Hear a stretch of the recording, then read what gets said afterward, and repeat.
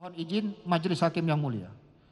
Kembali saya utarakan sebagai praktisi hukum dan sebagai anggota Polri di lapangan bahwa pengungkapan kasus narkotika bermula dari adanya penangkapan di mana terdapat barang bukti narkotika ada padanya.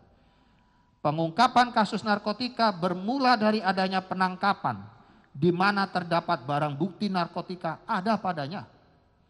Artinya, ada perkara narkotika jika ada narkotika yang ditangkap dan disita.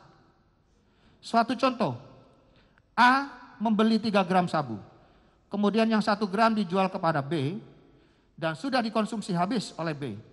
Dan yang 1 gram lagi dikonsumsi bersama antara A dengan C. Lalu seminggu kemudian si A ditangkap karena menguasai sisa sabu yang 1 gram. Maka terhadap B dan C tidak dapat dikenakan sanksi pidana karena tidak terdapat barang bukti sabu padanya. Meskipun hasil tes urin terhadap keduanya dinyatakan positif. Dalam kasus ini saya bisa bedakan 2 peristiwa yang tempus deliktinya tidak sama, yaitu 1.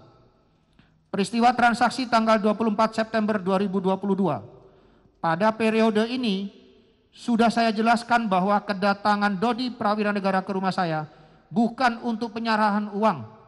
Hal ini telah didukung oleh kesaksian Arif Hadi Prabowo dan Fatullah Adi Putra di persidangan dengan di bawah sumpah.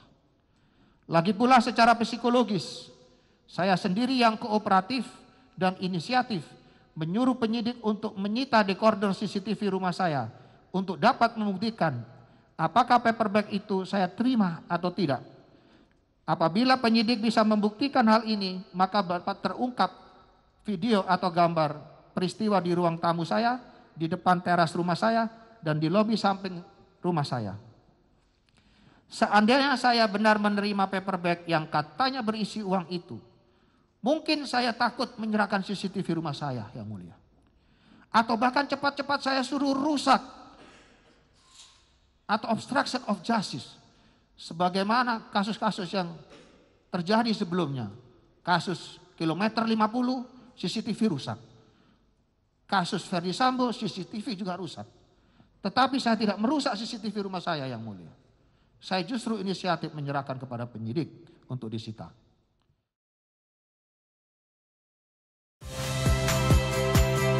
Saya Magister Tarigan.